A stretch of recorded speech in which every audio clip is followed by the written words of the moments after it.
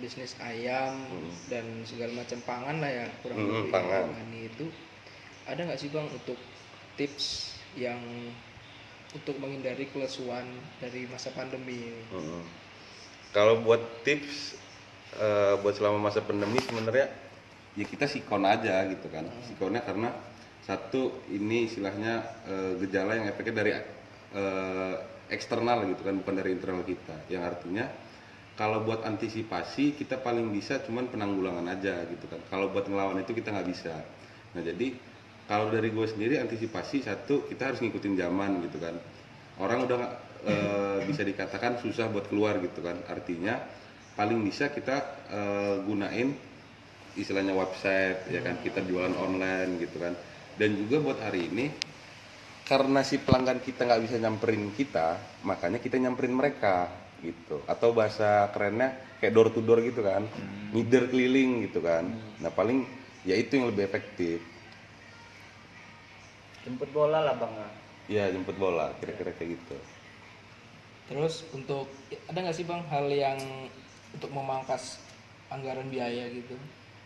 Kalau buat mangkas anggaran biaya, kalau selama masa pandemi, ya itu tadi sih sebenarnya udah mangkas biayanya. Contoh kayak misalkan kita biasanya udah hulu hilir mondar mandir segala macam, itu kan keluar biaya transportasi segala macam kan. Nah ini kita reduksi karena kita pakai online shopping ya kan. Nah di situ dari sisi biaya transportasi aja kita udah ngurangin ya kan. Terus yang kedua, kalau misalkan kita nganterin barang ke pelanggan, itu kan udah satu kelebihan kan tuh buat pelanggannya. Nah itu bisa kita bebankan sama mereka. Jadi misalkan kayak biaya ongkos kirim itu tadinya harus kita yang tanggung, jadi pelanggan yang tanggung gitu kan. Tapi kita nawarin kelebihan juga kan di situ, mereka lebih cepat, lebih praktis gitu. Terus supaya cash flow agar tetap sehat ada caranya? Cash flow tetap sehat ya. Jadi kalau cash flow tetap sehat sebenarnya gini, tiap usaha dia ada istilahnya ada kejadian kayak sekarang gitu ya, masalah kayak sekarang. Kalau buat cash flow ya tetap aja sih gitu, role modelnya tetap dia harus sama, balik lagi dia ke manajemennya, tergantung bagaimana kita manage si keuangan kita itu tadi. Jadi harus cash keluar masuknya itu stabil gitu kan. Nah cuman bedanya kalau mungkin di pandemi ini bakal kita ada biaya-biaya tak terduga ya kan. Contoh misalkan kayak kita mau gunain sosmed. Nah pas kita mau gunain sosmed itu kadang juga kita mau endorse orang gitu kan supaya produk kita lebih laku gitu kan. Artinya kita perlu sebuah biaya tambahan gitu kan, atau biaya tak terduga di situ kan. Cuma selebihnya sama, tinggal bagaimana kita bisa manage keuangan kita aja gitu. Dan selebihnya ya kalau buat cash flow-nya sama gitu. Untuk pertanyaan selanjutnya, biasanya kendala apa sih bang yang dihadapi dengan adanya bisnis online? Kalau bisnis online, Ya, kalau bisnis online itu kendalanya bang. satu biasanya yang paling umum gitu ya, itu rasa kepercayaan orang agak susah kita dapetin. Susahnya misalkan gini, di orang misalkan mau beli lobster, di orang mau beli ayam, biasanya kan di orang lihat langsung tuh barangnya bagus, di orang ambil gitu. Nah kalau sekarang kan kita cuma modal foto, paling mentok video gitu kan. Nah kadang juga ada orang yang ragu tuh, ini video kapan, foto kapan, atau misalkan ini bener nggak sih foto realnya gitu. Ya cuman ya bisa kita antisipasi juga sih gitu kan, ya dengan ngejaga nama baik istilahnya yang udah kita bangun gitu kan. Dan juga kalau buat kendala lainnya ya paling kalau buat dari omset penjualan pasti turun gitu sih. Untuk strategi pemasaran nih bang, seperti apa sih bang yang dibutuhkan untuk agar bisnis ini tetap dan mampu bertahan? Ya kalau dari prinsip jualan gitu ya, tetap prinsip utama yang dipegang itu dari keyakinan kita gitu kan. Ya dari awal kita mau mulai bisnis, modal paling mahal kita kan yakin itu kan. Yakin. Nah yang kedua kita pelihara kejujuran kita, karena mau melihara trustnya orang, percayanya orang itu yang paling susah gitu kan. Dan juga apa tadi tuh? Strategi pemasaran. Iya. Hari ini kita udah nggak bisa jualan istilahnya kayak jualan tradisional kayak dulu itu kan. Kita harus ngikutin perkembangan zaman gitu kan. Mulai gunain sosmed, karena kadang ya kalau misalkan kayak gua masih bisa lah gitu kan mainin sosmed. Cuman kan ada pedagang yang mungkin udah usia lanjut, dia orang agak susah kan tuh mau main itu. Nah, kendalanya kan di situ tuh. Nah, mereka bisa pakai orang. Jadi mereka kayak ada tim pemasaran sendiri. Reseller, gitu. Pak, ya? Iya, kayak resellernya gitu bisa. Dan juga buat strategi pemasaran sekarang ya paling utama dari sosmed gitu. Harus giat di sosmed sih. Kemudian bagaimana cara abang untuk mengatur keuangan agar tidak merugi saat masa pandemi ini, bang? Hemat-hemat aja kalau itu. Iyalah. Kuncinya hemat ya, bang? Ya sebenarnya itu tadi sih, kita harus sadar kondisi sih gitu.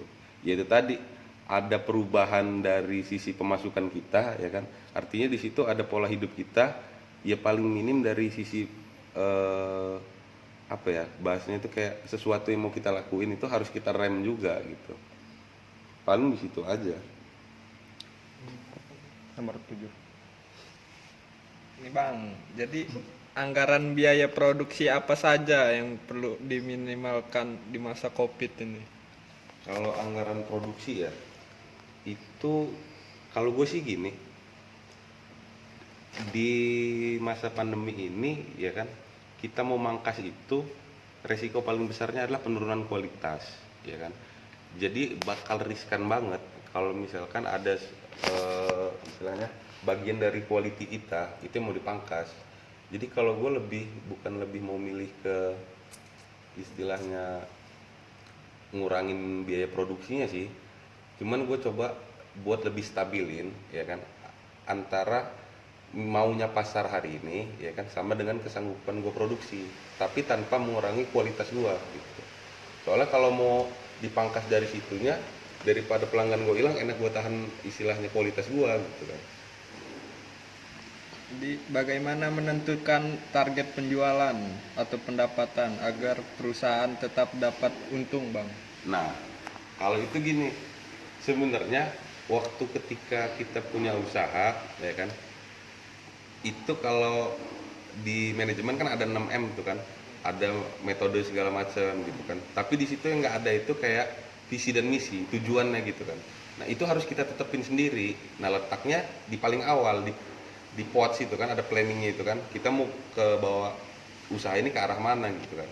Nah jadi contoh ketika pertama gue mulai usaha ini gitu kan, si usaha ini harus balance sama pendapatan yang gue mau. Contoh misalkan gini, patokan orang-orang kan sekarang PNS nih misalkan, PNS gaji sebulan berapa tuh? 3 juta ya kan, 3 juta satu bulan.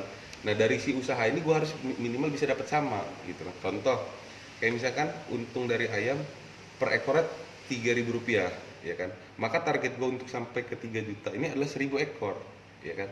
Nah dalam sebulan kan tuh, nah 1.000 ekor tuh gue bagi dalam 30 hari 30 hari berarti kan sekitar 30 ekor lebih tuh.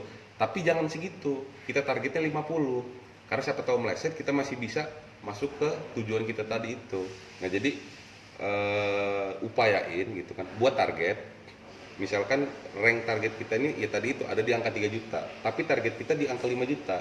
Nah, si 5 jutanya ini yang kita kejar duluan gitu. Jadi kalaupun meleset, kita masih bisa sampai di target kita. Ini bang, bagaimana mengelola usaha dalam masa pandemi COVID-19 ini, bang? Ngelolanya sabar. Karena sebenarnya gini, dari sisi teori kita belajar buat nanemin mindset ya kan, tapi kalau dari udah masuk ke lapangan itu udah pembawaan diri kita, itu lebih kayak insting kita yang berbicara gitu kan. Jadi kalau misalkan buat selama masa pandemi ini gimana ngelola bisnis kita, yaitu tadi kita harus peka sama apa aja kemungkinan yang terjadi di pasar gitu kan. Kita pantau pergerakan pasar gimana gitu kan, dan juga dalam pasar itu kan pasti kayak ada rekayasa gitu kan. Maksudnya kita bakal nebak nih, ini bisa kapan sih up-nya gitu kan, atau kira-kira kapan bisa turunnya gitu kan. Ya contoh, misalkan ini harga mau up tuh, kita bisa stok barang banyak-banyak kan, tapi waktu kira-kira kita pantau harga ini bakal turun, ya jangan dulu gitu kan. Jadi usahain buat seminimal mungkin kita ngurangin resiko.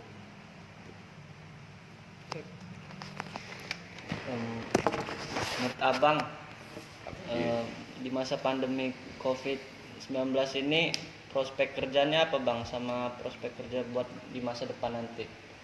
Buat sekarang ya, Mm-mm. sama nantinya. Iya. Kalau buat sekarang sih udah kebaca kita, yaitu tadi kita udah masuk ke generasi apa bahasanya 4G itu ya. Cuman kalau di industrialisasi itu era 4.0 ya kan. Nah, bentar lagi kita melompat lagi ke era 5.0 gitu kan. Di era 4.0 mau nggak mau kita udah harus seimbang antara ilmu pengetahuan dan teknologi. Nah, paling minim basically kita harus punya kecakapan kemampuan dalam teknologi itu dulu. Nah, kalau buat usaha apa yang paling cocok, ada beberapa ranknya sih selama pandemi yang hancur. Contoh kayak misalkan bisnis transportasi, ya kan, entah itu Gojek, bus segala macam, itu kurang, ya kan. Terus juga bisnis-bisnis lain, contoh kayak misalkan pedagang-pedagang biasa yang offline itu juga kurang. Tapi kalau misalkan yang lagi naik, contoh paling terkini kalau buat sekarang ya bisnis makanan, makanan cepat gitu, cepat saji gitu. Terus alat kesehatan. Jadi kalau kamu orang punya bakat buat masker, kamu orang buat aja masker itu. Pasti laku kan Iya. istilahnya kan. Dan juga nah, kalau gue sering lihat itu, jadi kita udah nggak terpaku nyari kerja itu harus bener-bener kerja kantoran. Karena kalau di website itu banyak orang udah buka istilahnya freelance. Iya. Nah, freelance itu menjanjikan juga gitu. Dan juga kalau bisa freelance-nya jangan yang se-Indonesia. Kalau kayak LinkedIn apa namanya itu udah dunia gitu kan. Jadi bayar kita udah pakai dolar gitu. Dan itu juga menjanjikan. Jadi ya buat sekarang yang arah-arahnya ke arah teknologi, kesehatan, pangan itu yang paling prospek. Menurut Abang, bagaimana tinjauan sosial ekonomi dalam penanganan dan pasca Covid ini Bang? Kalau dari sisi gua sebagai pedagang atau pengusaha gitu ya, Iya. yang jelas mau dibilang kurang tepat, nanti gua kurang fair, ya kan. Tapi kalau misalkan dampaknya hari ini bener-bener kerasa, ya kerasa banget gitu kan. Jadi paling baik yaitu tadi, kan kita ada sih kebijakan ekonomi mikro gitu kan. Oh iya. Nah, jadi pemerintah udah harus nentuin lah paling minimal ambang batas minimum atau ambang batas tertinggi gitu kan. Iya. Ya kalau buat kebijakannya ya gue berharap berpihak kepada pedagang gitu.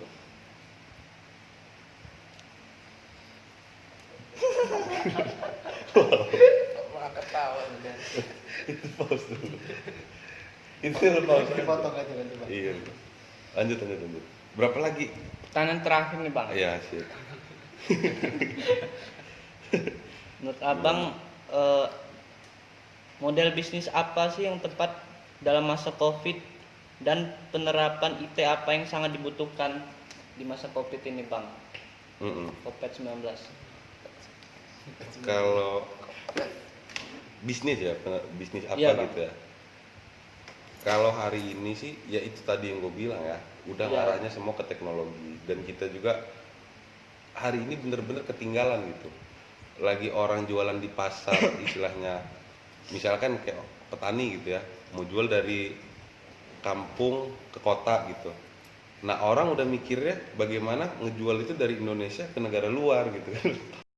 Pertanyaan terakhir nih Bang. Menurut Abang, model bisnis apa sih yang tepat dalam masa Covid-19 dan penerapan IT apa yang sangat dibutuhkan di masa Covid ini Bang? Iya. Ya, jadi kalau menurut gua usaha yang paling cocok hari ini ya sama kayak tadi itu kan, dia udah ngarahnya ke teknologi dan online shopping gitu kan. Ya karena pembatasan jarak yang dilakukan, terus juga physical distancing gitu kan, itu buat orang agak sulit kalau untuk ketemu langsung gitu kan. Maka cara yang paling efektif yaitu by online ya kan. Dan juga banyak kejadian hari ini kan ada PHK massal segala macam, orang kehilangan pekerjaan. Nah, bisa buat suatu usaha yang sifatnya industri rumahan gitu kan. Contoh kayak beberapa itu dia kehilangan pekerjaan, terus sekarang dia buat istilahnya kayak keripik pisang, atau istilahnya dia buat jajanan-jajanan sendiri di rumah gitu kan. Dan juga selama masa pandemi ini gitu kan,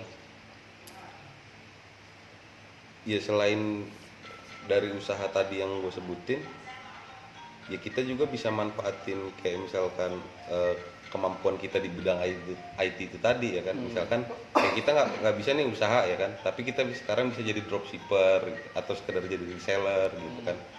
Ya pokoknya garis besarnya ke IT lah gitu. Itu aja sih bang. Udah. Udah. Terima kasih Bang ya waktunya untuk Oke. wawancara ini. Udah.